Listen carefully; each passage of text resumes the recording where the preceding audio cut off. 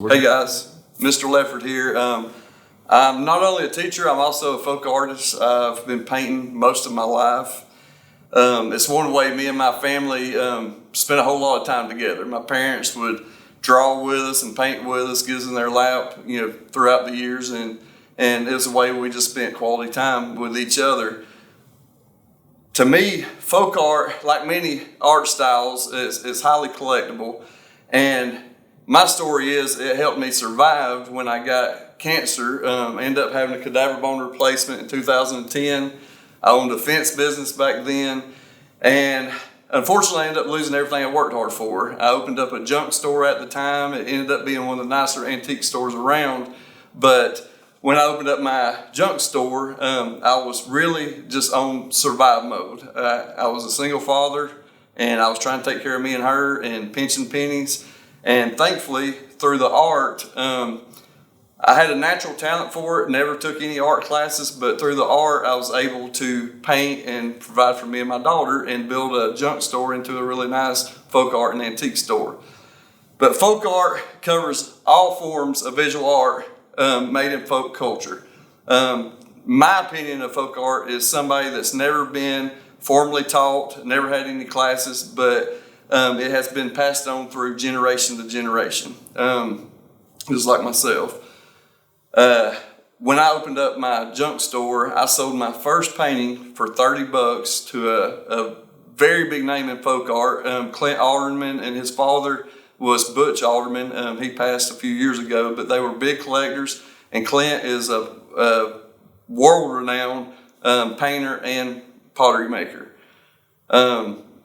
They come in my store, wanted to buy my first painting. I told them $30, and they argued with me, wanted to pay me more, but to me, $30 helped towards the bills, and I was happy with that. They spread the word. In no time, I was selling paintings for $150, $200, $300, and really that was what enabled me to provide for my family and pay my bills. And not only that, I built a name in folk art, and it was all on a natural talent that I knew was in the back of my head, but I never focused on it until I was forced to. This painting right here, this is a painting that I did in high school, and like most of y'all in art right now, again, I never had any art classes, but I like to draw and paint. So this is one of my first paintings.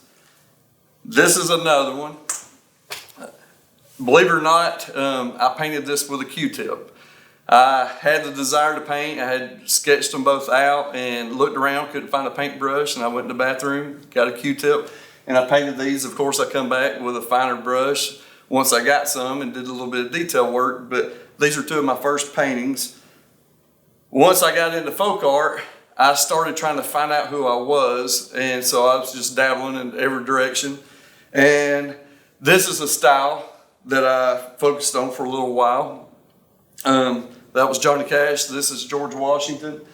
Again, just playing with different ideas, but finally I found myself because I'm very patriotic, and I started doing patriotic stuff. Lincoln's, Washington's, Uncle Sam's, things with flags in it. So this is some of my earlier paintings. That's Lincoln. This is another Lincoln. This is a Boykin Spaniel, a bird dog. He was actually my dog. We named him Bedford Ledford. This is George Washington, and this is a dancer toy. I don't know if you can see that if I'm in the way. This is two other dancing toys. They called them dancing jigs. This is another painting of George Washington. And this is actually my last painting, and I'll step out of the way, but this is my last painting to date. And it is Dave, which was a potter, before he got run over by a train and lost his leg. And this is Lincoln and Mary. And the painting is What If, because they were both from the same time period. And I just thought, what if they did meet? What if Lincoln was a collector of Dave's pottery?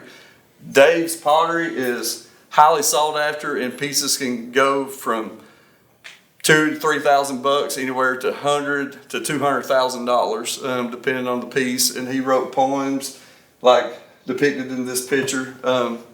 He wrote poems on this pottery and did some faces. This is also some more folk pottery, and this is my #1 face jug. And this is Anita Metters, and this is David Metters, two of my friends. They both have passed, but David asked me to do a piece with him. So this is my very first piece of pottery, and potentially my last.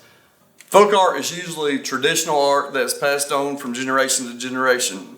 Pottery, paintings, whirligigs as pictured here, and dancer jigs like in this picture and what I'm holding here were used for entertainment purposes back in the 1800s, 1700s, before TVs and iPhones were available. They used these, would play banjos, bluegrass music, and would make them dance to entertain kids and adults likewise. This is Abraham Lincoln. I'm actually going to cut the head off, and I will include that in the video, and we're going to put a top hat on because most people like Lincoln with a top hat. So we're going to do that real quick, and that's pretty much going to be the end of my story.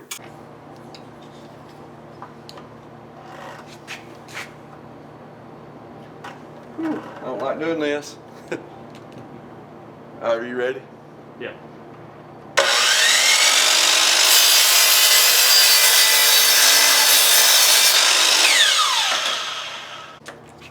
And we're going to glue the top hat on, and then we're going to have Lincoln with a top hat.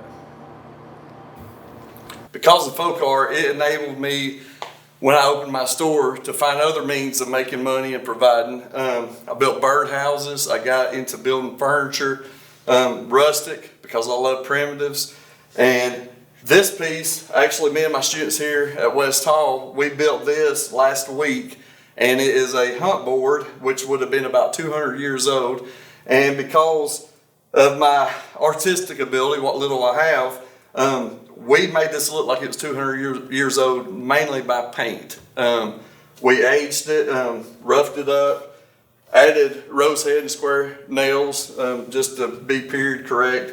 But this also is a form of folk art. And again, it helped me when I was painting and trying to provide.